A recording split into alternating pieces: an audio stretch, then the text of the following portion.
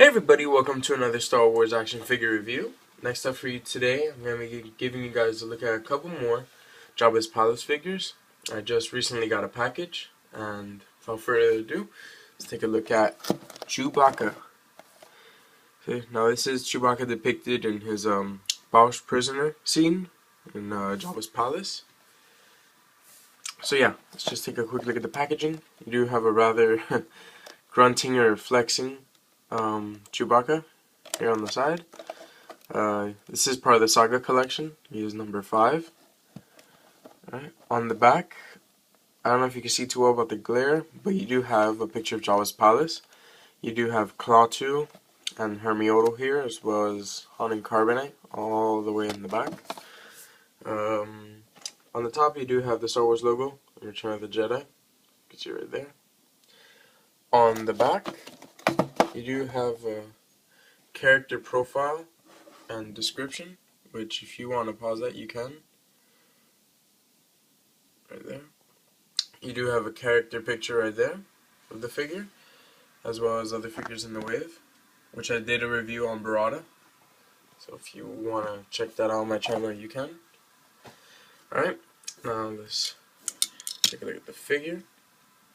This figure's alright. There's nothing too great about this figure. I mean, they have far more superior Chewbaccas out there nowadays. I do believe it's the Saga Legends one. That's the definitive one, in my opinion. That they just nailed right on the head. But yeah, let's take a look at his accessories. He does come with a hologram, which, from my experience of buying all these Saga collection figures now, that these holograms are pretty much random. So for the Chewbacca that I got, ironically enough, I did get Han Solo. See, in blue. You do have the Rebel logo on the bottom. Pretty cool. His only other accessory is his stand. See right here. It's Chewbacca and his, sorry about the chain, Boushh prisoner. So yeah, this figure doesn't have too great of a sculpt. I mean, it does have a flowing effect of hair, but it's not too great. The paint applications are decent. They don't really blend in very well. Like some parts you have dark and then light. So it's not entirely bad, but it's not that good, especially here on the back. His satchel and bandolier is not removable. It's molded on. You can see right here. It's a bit unfortunate, but at least there's some good details on the bandolier for the ammo pouches and stuff. And this is molded pretty nice. It does have some silver applications, and it does give you like a flowing effect, like the hair is going over it, which isn't too bad. The head sculpt is pretty nice. I mean, if there's one thing you want to talk about this figure, this is probably the best part. The back is pretty good.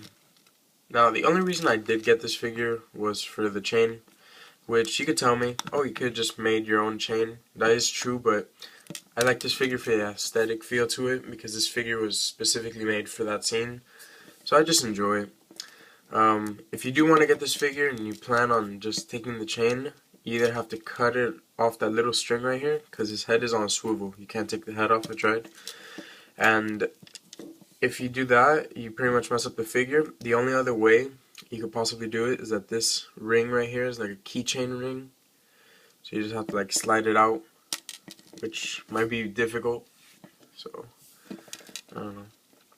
Another thing I want to point out is his feet.